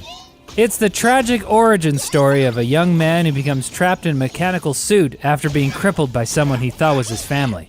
But lightsaber fight aficionados will love it. 5 out of 10. 5. I didn't understand anything you just said, by the way. That's because that was the slogan for the movie I wanted to watch this week, Revenge of the Sith. And I'm disappointed. I know we went back to democracy, and I love you guys, but dang it, I wanted to watch Revenge of the Sith. Well, apparently Linus and Luke are going to do a commentary track of Star Wars, and I think we should save our Star Wars stuff for when they're doing that. We and will. And I do a big was push. listening to their WAN show clip, and I was like, there's so many things I want to correct here. Straight but, up wrong. But anyways, here's my real slogan. Gold titanium alloy man would be more accurate, but like Pepper Potts, this movie cares less about the details of a scientifically advanced armored suit and more about the man inside. Will that be all, Mr. Stark? No way, baby. There's like 9 more movies. 8.5 out of 10. 8.5? Yep. Wow. That's pretty high, man. I really like this movie. A lot more than Revenge of the Sith. That wasn't my real rating for Revenge of the Sith. Okay. I thought about that for like 2 seconds. Okay. Usually I think for a good 10. What a roller coaster that was. James? Iron Man does a good job of forging the tone of the MCU, but ultimately fails to blast off. Oh my god. 6.8. I usually do 6.8. Yes, I usually Fails. round off. I usually do 0.5s or round it off to 0, but I'm doing a 6.8 today. Oh my gosh, the infection is spreading. It's David Appreciation Day. The weird decimal points. Hell yeah. What do you mean? You didn't like this one? That's fine. 6.8. Anything greater than 6.8. anything greater than 5 is, Wow, I'm discovering I guess I like this movie way more than you guys. anything greater than 5 is on the good side. A 7 is like, that's a good movie. I'd recommend to people. This is slightly under because I think it has problems in Act 1 and Act 3. It has like opposite problems. That's interesting. I found that the weakness of this movie is Act 2 and Act 3, and so I'm excited to see what you think the problems of Act 1 are, because I think that's its strongest act. Yeah, let's get into that right after Riley just reminds us what this movie's all about. Billionaire genius playboy Tony Stark is at the top of his game selling advanced weapons to the military. Like Elon Musk a couple years ago. Exactly. Like Elon Musk before Almost. Twitter. Yeah, he hasn't had a kid yet. But when he's captured by terrorists and discovers they're also using his company's weapons, he decides to change his legacy with the help of a fancy chest-mounted flashlight. He builds an armored suit and uses it to escape, making plans to help people with his technology. But Stark Enterprises executive Obadiah Stane has plans of his own, moving from dealing with terrorists under the table to building his own version of the Iron Man suit. To beat the game, Tony Stark must face the most evil force of all. Shareholders. Can we just talk about Obadiah Stane? What a name. What kind of stain is it? But how do you know? You spell it Stane. So it's a common mistake. He gets that a lot. Obadiah Stane. The what? Obadiah. Oh my god. Oh. Let's keep making fun of that guy right after this message from our sponsors. Hey guys, the world's opening up again. You might be on Tinder again soon. Why not shave your nutsack and make it smell good with a little bit of ball toner? That's what you can expect from Manscaped, the best in men's below-the-belt grooming. They offer precision-engineered tools for your family jewels, including the Lawnmower 3.0 with its ceramic blade, 7,000 RPM quiet-stroke motor, and even an LED light like Iron Man's chest thing, so you can see your balls. Do you think that helps Iron Man see his balls? Get 20% off and free shipping with the code CARPOOL at manscaped.com. He always has perfect ball trimming lighting. Jarvis, shave my balls. We're also brought to you by Private Internet Access VPN. PIA helps you hide your true IP address so you can bypass geo restrictions and censorship. You can connect up to 5 devices at once, and it includes an internet kill switch, Riley. Hi-ya! If your VPN gets disconnected involuntarily. PIA is available for Windows, Mac, Android, iOS, and even has a Chrome extension, so check it out at lmg.gg/carpoolpia. It's a ninja cutting the kill switch on. Like a Chris Farley ninja. Yeah. Yeah! Man, okay, so this is interesting. I feel like I have such high respect for this movie going in because of the later accomplishments that it set up. Like the MCU's success. Like it gets a little boost from that. Yeah, for sure. And I think when most people saw this movie, they were like, "Oh, this is a pretty good superhero movie." But I think like seeing the threads laid out and knowing later how they're gonna pay off, just like, I don't know, I love it. See, I actually kind of had the opposite reaction. In my head, this movie was more tightly connected to everything that happens later. But on this rewatch, it didn't seem as nearly as risky as I remember it. It's like a pretty safe, self-contained movie. And there's the post-credit scene that ties it, but really like they weren't investing that hard into this big vision idea. They were just like, they had a vision, but this movie doesn't necessarily rely on that. And I think I was looking for a little bit more connective tissue, but maybe that just wasn't fair. Yeah, it was off the strength of this movie. Like this movie did really well, and after that, then they got distribution, like a deal signed for like the next 4 or something like that, and it took off. Did they even have Marvel Studios? No, that was later. This was still like the film division of Marvel. Yep. They didn't have Marvel Studios yet. In the time of Avi Arad, the mentor of Kevin Feige, that guy, like a year later, he resigned, and then Kevin Feige got promoted to chief of Marvel Studios. And at age 33. Wow. Oh, that makes me sad. He's talented. Can you imagine that? And now he's like 43, I guess, or something. 40 something. So he's a lot older. How do you do math? To me, this ushered in an era where if it was a Marvel Cinematic Universe movie, you'd go in knowing that it's going to be good. See, I strongly disagree. I think the Marvel Cinematic Universe actually didn't start that strong. This is a good movie, but then we got like Captain America, First Avenger, which is okay, Thor, I like Thor. The Hulk. Thor was fine. Well, the these Hulk are all- the Hulk doesn't really count. Sure does. Well, but sort of. in general, I'd say like, but only in the first phase, the two movies that I'd say are like good or above are this and Avengers. I think everything else is okay, and so I don't think they're better than like X-Men 1 or 2 or Spider-Man 1 or 2, and they're certainly not better than the Batman movies that we had just gotten. You just disgusted me. You're Spider-Man 1 and 2 are like, they're good. I never liked Tobey Maguire as Spider-Man. Yeah. I they didn't really speak to me, those movies. I think they were definitely part of my childhood, so I was like connected to them, but rewatching clips of them, I'm like, here's maybe the crux of the issue. With old superhero movies, I feel like they tried really hard to kind of like directly adapt the feel of a comic book where things are cheesy and cartoony. And with the Marvel Cinematic Universe, I think what they did is not so much directly adapt it as like transform it for modern audiences. So that's what I think is the beauty of the Marvel Cinematic Universe, is creating a comic universe that feels like it's from our generation. Well, the X-Men movies were like that. They wore leather instead of spandex. Yeah, I think you're remembering that's it an wrong. attempt. I think you're remembering the entirety of the MCU, but that first phase was like kind of awkward, and like they hadn't figured it out. Like they were comic booky movies. Like Captain America's super comic booky. Sometimes I try to pull a fast one on my wife. I'll put on a Marvel movie to see if she knows. Because if it's like, if it's not a superhero-y scene, maybe I'm just watching a drama, right? So I put on the weekend, late at night, I was like, let's throw on Doctor Strange. The VFX of the movie is sweet. Oh, yeah. I put it on. She comes home right on the scene where like Doctor Strange, it's still Act 1, and he's his hands are broken, and he's basically just crying like, what am I gonna do with these broken hands? And he's having this scene with his like, with these broken hands, I'm Benedict Cumberbatch doing an American accent. Anyways, he's good at it, but go ahead.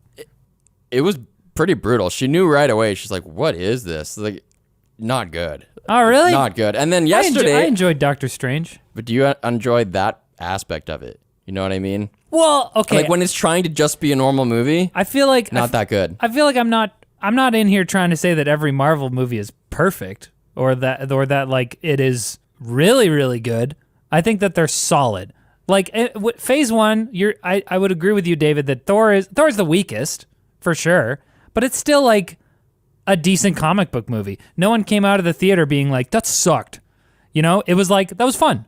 That was cool. Yesterday, I tried to do the same thing to her. I throw on Ant-Man. She doesn't know what I put on. Yeah. The very first scene, like, someone walks through a door and enters a space, like a UN-looking space. It's a giant room. It's got like a globe on the wall and a bunch of like digital-looking screens, and then like 4 people sitting on this desk in this big empty room, and they just start talking like melodramatically. Yeah. They're like, oh, this P particle, nobody can blah blah blah, and she immediately was like, what is this? But that's Why didn't they just put it? Why didn't they just film in like a White House looking room, like with an oak table, like a normal looking conference room, like they have in, like in 2001: Space Odyssey? Why does it have to be this like there's a holographic globe spinning? It just Right. looks so stupid. No, for sure. I mean, like those, but to me, like those elements are just mainstays of comic book movies. Like if you're not talking about kind of like a movie that's trying to take place really in the real world, like Batman, the Batman Begins trilogy,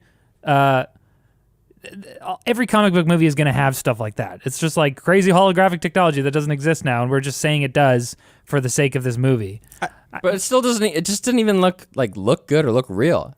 And that's the end of phase 2. That's why you watch it on a 2015. 17-inch laptop. How I would define the phases are not necessarily that they're like all getting better. It's that they're starting to take bigger and bigger risks with each movie. And like they would try new genres, they would try new things, and sometimes they would do terrible. Like phase 2 has the worst movie of the entire MCU, which is Thor Dark World. Yeah. But it also has one of the best, Guardians of the Galaxy. And it's just because they were trying to see what worked. Phase 1 was like a safe bet. All of them are pretty comic booky. They were like, Yeah. okay. Phase 2, they're like, all right, we have enough comic book movies. We have this established. Now let's try and see what works. And by phase 3, you're getting like a high school movie. You're getting like more sci-fi. You're getting stuff that's way more out of the traditional comic book movie. And so that's how I would define the phases, is that they were willing to take bigger and bigger risks. I with each completely movie. agree with you, and I agree that things get more interesting as time goes on. But I think for me, it's kind of similar to what we were talking about in the Fountain episode, where I value simplicity done well. And I think that this movie is very simple. It's super simple. Keeps it right on the basics. But I think that in going for like an origin story kind of first movie to set up what they're doing, it's almost, I mean, it's not perfect, but like there's very, very little for me to criticize about this movie because I enjoy it from start to finish. The characters are compelling. The writing is snappy and smart. It's just it's a solid ride. Well, I think it's... Boy, I don't know, man. I think we should start right at the beginning because I think that actually the first scene is a really smart way to bring us into this world. It's the first moment. We're in the back of a Humvee.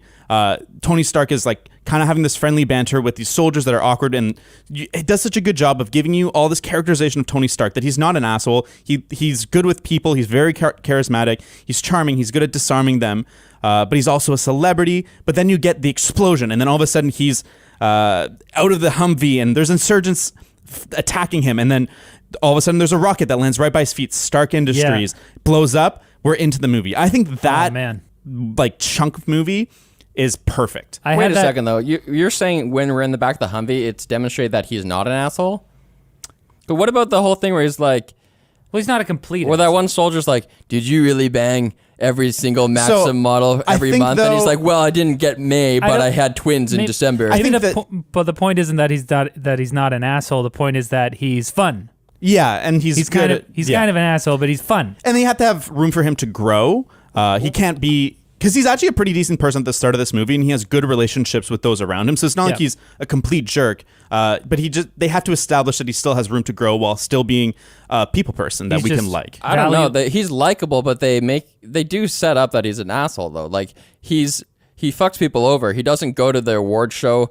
Instead, his colleague has to like walk up there and accept the award on his behalf. No, exactly. That's before like this stuff that we're seeing, and I think that's important to set up that he does have room to grow. That he will become a better person than he is now, which is like the main theme. Here's of this my question though: is in that Humvee scene, his statement about banging all these Maxim models, is that supposed to make us think this guy's cool or this guy's a douche? I think because it's Act 1. Well, it depends on who you are. He is a douche in Act 1. They try to make him not a douche by the end of the movie. Yeah. And on the one hand, I'm thinking, okay, maybe they put this line in here to make you think this guy's a douche. But then there's one female soldier in the Humvee, and when he's having this banter, this conversation, she's smiling. She's not upset. Yeah. If she was upset, then it would be like, okay, we're supposed to think he's a douche. But the fact that she's smiling, it's like we're supposed to think he's cool. And when I saw this movie as a 19-year-old, I definitely thought that was cool. I think it's a combo of both. I think you're supposed to be like, wow, he has everything he wants, which is cool. But you're also supposed to be like, oh, he's kind of like an insensitive douche that like has sex with people that for meaningless reasons. Well, I think it's not mutually exclusive. I would have never thought that a dude bragging about banging all the Maxim models is cool. So I think that what the movie is getting at there is that people kind of forgive these sort of douchey elements of him because he is rich, he's fun, he throws wealth around, he's a fun guy. But the whole point is that he is an asshole because that's the starting point for the arc he's going to go through. Mm-hmm. Do you think if they had made this movie in 2020 that they would have had that quip in there? Yeah, for sure. I think they might have had a different reaction from the soldiers, but I think maybe they absolutely would, because like that's such a characteristic like male fantasy douche thing, and that's where this movie is definitely like basic male fantasy, but they need to give you that while still showing that he's like got issues. Yeah, there were definitely a few points in this movie where I was kind of like, this is like, I don't know if it would fly in a movie release today, like on the private jet when the flight attendants are also strippers, sort of. Yeah, or like when they're in that air hangar and Rhodes is giving a speech to a bunch of pilots. Yeah, every single pilot's a dude, and then he's like, a pilot needs to have intuition. He needs to know his plane. I was like, oh, they just wouldn't do. I'm not saying like I didn't even notice. I'm not saying I have an issue with this and that they should change the movie before you people call me an SJW. Yeah, all I'm saying is that I don't think they would have made that decision today. Right, that's fair. Right, and that's fair. Yeah. Also, what about the reporter who he bangs? Do you think that would have happened if they made the movie? Yeah, I think that's I think that's a really good little relationship because it shows a lot about Tony Stark. Totally. It sets her up so that when she comes back later and kind of gives him the got you moment of like the reporter being like, hey, did you know that your weapons are still being sold? You understand who she is. But it also gives you a great introduction to Pepper. Totally. Who when in the next morning when the girl's waking up and she's like, oh, where am I? And she sees Jarvis, all this stuff. Pepper comes in and you get to know Pepper so quickly with so few lines where like, okay, she's Tony Stark's servant. But she's also like this badass who stands up for herself, who's just like, oh, sorry, I also take out Tony Stark's trash. Yeah. Okay, that's a little far though. Like that's how they're setting up Pepper. She's actually a total bitch. Like this The girl was being I don't rude to think her so. too. I think it was. I think she has seen the types of girls that he brings home for how many years now, and she's just sick of it. Yeah. She's just like, you're not a person to me in this instance. You're just literally a piece of trash that I have to get rid of now. Do you think that extra rancor is supposed to suggest that she's in love with Tony? Yeah, I do actually. I think that they are setting that up from the beginning, and I think she hasn't accepted it herself. She has this professional barrier and kind of this not coldness, but distance. Yeah, that she keeps because that she has to, and like you kind of see that come apart at the ball when she's like, "Oh, it's so stupid that I'm wearing this dress and I'm dancing with you, and everyone's here seeing me." And she hasn't let that guard down, but I think that she does have feelings from him even before this movie starts. That whole dynamic of her being his assistant, but having feelings for him, and him kind of having feelings for her, but at the same time he's having sex with all these chicks like left and right. I was just like, oh, this gives me such a weird feeling. Like, I would if I knew her, I'd be like, what are you? Get out of there. Who's the director of this movie? It's like John Favreau. That's Happy, right? The character Happy. He looks so good in this movie, and then the stress got to him, I guess, after. He doesn't have any lines in this movie though. No. He wanted he's got a Downey couple. specifically. Yeah. He wanted that like rough weirdness. Like this guy's seen some shit, and I think it's one of those things where like you cast something like that and it brings more attention to the movie. It's like casting Heath Ledger as the Joker. Right. You're kind of like, what? Problem child. I mean, What's he gonna bring to the role? I can't think of many other actors where watching the movie, I don't even think about the fact that I'm watching an actor play a person right now. He so fully embodies Tony Stark that the illusion is complete. He's like Hugh Jackman as Wolverine. Well, No? no, I don't. I mean, I don't feel that way about Hugh Jackman because when I look at Hugh Jackman, I almost see like a Broadway star more than I see like a rough and tumble. Like Wolverine in the comics is like a rough guy. Yeah. And Hugh Jackman is just like a Too pretty? beautiful. By the time you get on to Logan, though, he's pretty rough and tough. But anyways, look, RDJ, I think the other reason that it really works with the acting is because Tony Stark is always acting. Like he's always like performing for people. So even in the moments where Robert Downey Jr. is like a little showboaty or a little like over the top with his acting, it really works with the character because that's Tony Stark. Totally. And I really appreciate it. Yeah, I think this is the role he was born to play. Yeah. I there's so many moments in the movie where I notice that lines couldn't have been scripted. They weren't. Because they actually started shooting without a full screenplay written. Really? Which is so crazy to me. How the hell does that happen? You have all these screenwriters who are like trying to get their scripts out there. And then I guess maybe they just wrote a treatment and then Marvel was like, yeah, this sounds good. We have the rights to make Iron Man. Let's start doing it. You know what's so funny about that is that like there were 4 credited screenwriters. Yeah. It's Marvel committee. My guess is that there was a screenplay written that Yeah. was done. It's just that the version that they were shooting with, they weren't happy with. So they were like, okay, we got to like leave some room for blanks and whatever. Maybe they knew that like with Robert Downey Jr. there, and I mean I guess Jon Favreau. I don't know. Yeah, well, there would they be a lot really of, rely on that in the second movie where there's literally like Tony Stark will say something here, and there's lots of improv, and it kind of backfires, and it's really bad because he's just not that clever. I never saw Iron Man 2. Don't just skip it. I don't heard that people remember don't if like I it. did. I definitely didn't see the It had a third lot of one. potential. It was the one with Mickey Rourke as Whiplash. Oh wait, no. Sorry, I saw Iron Man 2. I didn't see Iron Man 3. Iron Man 3 Who's the villain in the third one? is the Mandarin, but he's like a red herring villain. It's like Killa something. It's Guy Pearce as Chinese dragon tattoo glowing man. Killmonger. Kilimanjaro. Killmonger is Black Panther. Okay, After that scene, then there's like this gala, the one that he ghosts on, and he's supposed to receive the award. I call it in my notes exposition gala. Yeah, that I wrote the same thing. That's like as lazy as using a news montage as like an award ceremony thing. Like they do it in Zoolander for sure, and this and like. I definitely watching this movie for how I don't know which time I don't know how many times I've seen this movie, but definitely that part is like. I'm like, they could have done this. But it's just so efficient, you know? It's very efficient, and it keeps dialogue from happening, being like, but you were a child genius. Yeah. Like, it really gives us a lot of detail, and maybe it's necessary because later on when he's in a cave making things that have never been made ever on Earth, you have to kind of give him the benefit of the doubt and okay, he made a reactor when he was 4 years old or whatever. I think that in a more artsy movie, something like that would annoy me because I'm like, find a way to get us that information, show, don't tell. But I think for this movie, I appreciate the simplicity. We're here for a fun Iron Man romp, and you got to give the details. Well, then immediately after, Rhodey gives the award to Tony, who's not there, and Obadiah has to give that look, and he's like, okay, I'll go step up. And that is a really efficient storytelling where you understand their relationship, both Rhodey, Obadiah, and Tony, all like their dynamic. And you understand that Obadiah is used to Tony being like letting him down, and that he's kind of like planting the seed for his villainy. But also the other parts of the relationship where like he's a business partner, he's a surrogate father. Totally. Yeah. It's a well acted role, by the way. Jeff Bridges slays it. Jeff Bridges is great. I think that role is a little underdeveloped. Yeah. I would say that's like a problem with pretty much every Marvel movie ever, save for like Thanos and Loki, maybe Killmonger and Vulture.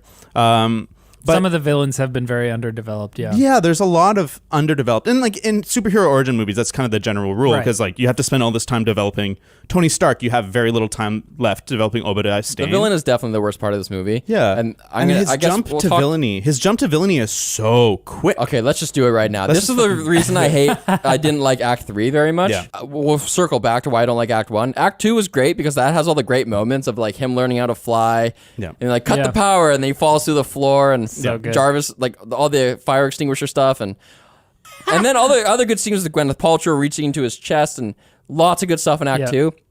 Then Act 3 is this weird villain ramp up where it's like, okay, this guy goes from, okay, first of all, they introduce him as a villain by him like rocking up in a Segway, which everyone hates, with a giant cigar. Wait, what? Yeah. What are you talking about? He pulls up like when his character's. That's not the moment that he's a villain. The second time. It's when he's still a good guy. It's when you start to suspect that he could be a bad guy. At this part, he's still congenial with Tony Stark and everything, but he actually rocks up to Stark on a Segway with a giant cigar, and then like goes and has like a confrontation with him. I'm just like, okay, kind of. I did think that cigar was like a little weird because he just came from that press conference where Tony kind of screwed him over by being like, we're not making weapons anymore. And then what? So like in between that, he just went and lit a cigar for fun. And maybe he was stressed. That's what oh man, tough day. Time for a Segway and cigar. Rich board members do. That's how I feel better. But then it just ramps up. Like I believe that he files the injunction to dispose Stark. I believe even that he hires a hit on Stark. I do believe that he starts making his own version of these badass suits. I don't believe that he crawls into one and attacks Pepper Potts and then just like goes up into the surface and is grabbing cars with civilians and then throwing them at Iron Man or fights Iron Man. Or is willing to murder. Believe that. He's willing to murder his like surrogate son. He like pulls out the thing and he's like, all right, bye, peace. Well, see, but okay. But not willing to just kill him right there. He does that villain thing where it's just like, I'll leave you alive. Yeah. It's very counterpoint. He's not his surrogate son at all. He hates him because he had control of the company, and then Tony came out of school and he's just like, oh, okay, my time to be CEO, and he just like took over. He has that resentment built in right from that. But at the same time, you're spending time with the guy, like 10 years, and you're like, you built the company with his father. Like, they must have spent a lot. He probably saw him in diapers. He might have actually cared for his father, or he might have not. He might have just been. He's an evil corporate guy. I think the problem he doesn't really care about family. He's a stained. God damn it. Yeah. I think if they had defined that a little clearer, I think that'd be fine. But I just think that he's a little vague, and like, I think there's a big problem, a big plot hole. why isn't Tony watching this guy? As soon as he knows that Obadiah is the one that filed the injunction, Tony's a pretty smart guy, right? He can do do some stuff. Why does he not like worry at all about what else that guy is doing? He also sends Pepper to like investigate, get all this information about Obadiah Stane that's going on. Why isn't he protecting himself from him? Why doesn't he have his like security system? Like, why doesn't he lock his door? Have you noticed? Okay, Obadiah Stane gets in, or whatever the guy's name is. Obadiah Stane gets in his house. Later, Rhodes gets in his house, and then after the credits, Nick Fury's in his house. Anyone can just get into Stark's house. Well, I always figured that his security was smart enough that it would see Rhodes walking up and be like, access granted. Yeah. And the same would have been for Obadiah, and Nick Fury just would have hacked it because he's S.H.I.E.L.D. But at that point in the movie, Tony knows that Obadiah is working against him, and I find it very silly that he has no security, no like surveillance, no nothing watching this guy who he knows is now working against him. Maybe he was just sad. Maybe he was just in his feelings. But the worst part of all that is he was though when he said that like, oh, I filed the injunction against you. He just is kind of like numb for a second, and then maybe he's just thinking about life, you know. I'm full on in like I like this movie already, so now I'm defending it mode. You're doubling down. But hey, I don't know. I feel like the points are valid. James, the worst parts about that villain though is that he doesn't reveal anything about Tony Stark. He doesn't expand what we know about Tony Stark. Like, Tony is already fully actualized as a hero before his conflicts with that villain. Right. Because he already has gone back to Afghanistan and killed a bunch of terrorists and been a hero and used his weapons for good. He's already done that. Fighting this big bad guy is just kind of feels like a tacked on, like there must be a boss fight in this movie. I would say that there's a big problem with kind of the plot structure, that there's not really a clear goal for him. He's already figured out, you're right, he's already figured out his change. He's like, I don't want to make weapons anymore. I want to do something that's good for the world. But that's in Act 1. And so by the end of Act 2, he's just tinkering with being Iron Man, and then there's like something happening in the background. But all these things aren't like building towards each other. It's not like it's like Obadiah Stane's like actively, that's not true. It doesn't feel like there's a rising action that's happening. It feels like Tony's just building better suits. He's not like, I've got to build better suits to do this. He's just like, yeah, I'll be a superhero now. That was one of my criticisms of the movie, is that his arc kind of completes very early on, and it's not completed, but the reason, the way that I made sense of that was that he has a change of heart early on, but then his mission is to transform his corporation and his impact on the world from negative to positive. So the way that he's moving towards that is by building this suit, and that building this suit is the journey from I was here and now I want to get there, where my company is not selling weapons anymore. I'm going to do stuff for good. And the final thing that's preventing him from doing that is Obadiah Stane, who has control of the board. And so by defeating Obadiah Stane, he gains control over himself again. You're right, actually. In fact, usually in a movie, like before you achieve the thing, it looks like there's no way you can achieve the thing. Yeah. And that actually happens when the suits that he's building for good, the Iron Man suit, gets perverted and weaponized into something for evil again. Right. That's like the worst possible thing. And that is what happens. So it does fit in that sense. There you go. It's just that's all outer journey stuff. But the inward journey of him becoming who he wants to be, the hero, that is already done.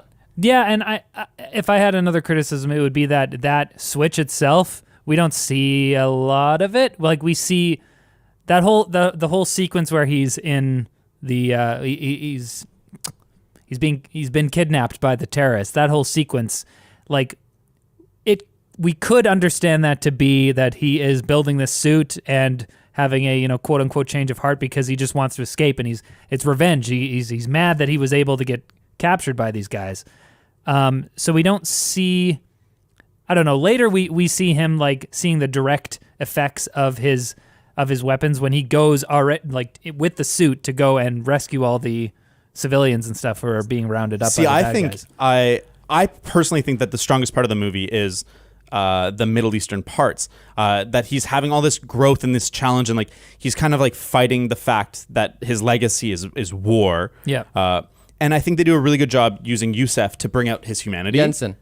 Yinsen. Yeah. Yinsen? Well, it's spelled Yinsen, It's Yinsen. I don't know. Whatever. Yinsen. Okay. The guy's Sean Tube. Great actor. I like Great him. actor, and I think he brings so much humanity. He's like a human MacGuffin, though. Yeah, totally. And like he's just like there. Yeah, kind of. he tells you He's from the there beginning, to I'm here to tell. die, and then he dies. But he's a MacGuffin that makes sense. He's Totally. there to tell Tony, hey, you have everything and nothing.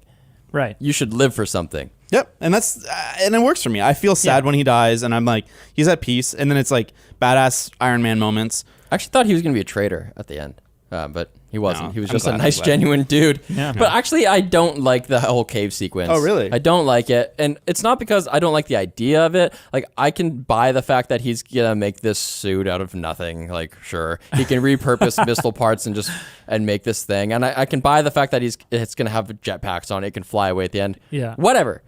I'm watching a Marvel movie. I'm into that. What I don't buy is how the baddies have cameras and they're looking at him and they're not privy to what he's doing. Well, they actually look through the camera and see him with like a leg brace thing on, and his leg is being mechanically extended by this thing, and his leg's going up and down, and they're just looking at the camera going, Like, they're starting to get a sense. But they go in and then they beat them, and then they're like, we're going to kill this dude and make him eat a thing of ember. And like, yeah. I And don't then think it's like that. you have until the morning. Yeah, you have until the morning. They change it from a week to the next day. So I think you're wrong in that. I don't know, man. And then when they finally are like, oh shit, something's going on in there, let's get in there. How does he even have time to put the whole suit on? Like, that would take hours. Well, they had been putting it on for I thought it was hours. just That's hokey. that's a whole plot element that it took a long time to put the suit on.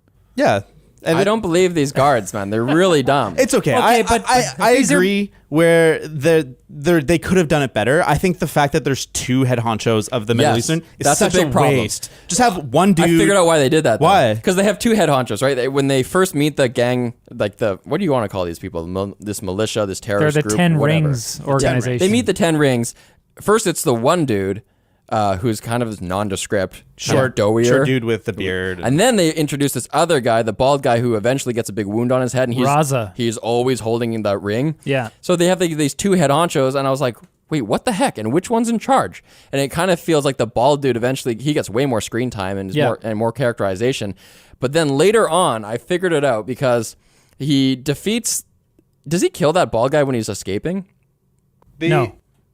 When does the guy with the ring? Does he defeat? No, that guy? no, he doesn't kill him because he appears later, and Obadiah Stane uses the paralysis thing. Oh yeah, right. And then they kill him. But the reason there's that second one is because when Tony returns back with his Iron Man suit and saves that little town and shoots all the hostages with his kick-ass missiles things, you need to defeat someone we care about, and that's when the second head honcho is there and gets killed. And if they were just killing like a random terrorist, it wouldn't be as good.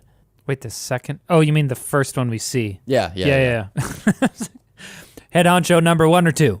Yeah. It was a little confusing, but I understood why they did, because then, when they're really in trouble and the soldiers notice that they're not building a missile in there, then the big guy comes in. So I don't know. I feel like it had that. I think there was then they burst in and they start opening fire when there's just like, this guy's building a missile. There's literally missiles in the shot. Yeah, that was dumb. You're shooting at missiles. Okay, but you're not. These are like, Middle Eastern terrorist henchmen. They're not university graduates. Like, they're not. Yeah, but you would know. But Don't then shoot a missile. Are they not? Because then they pick up all the stuff and rebuild the suit later. But it might not be Two those guys. Yeah, it might be like their most educated. Yeah. people. It is that same guy, that guy who speaks Hungarian with the long curly hair. It's literally the same guy.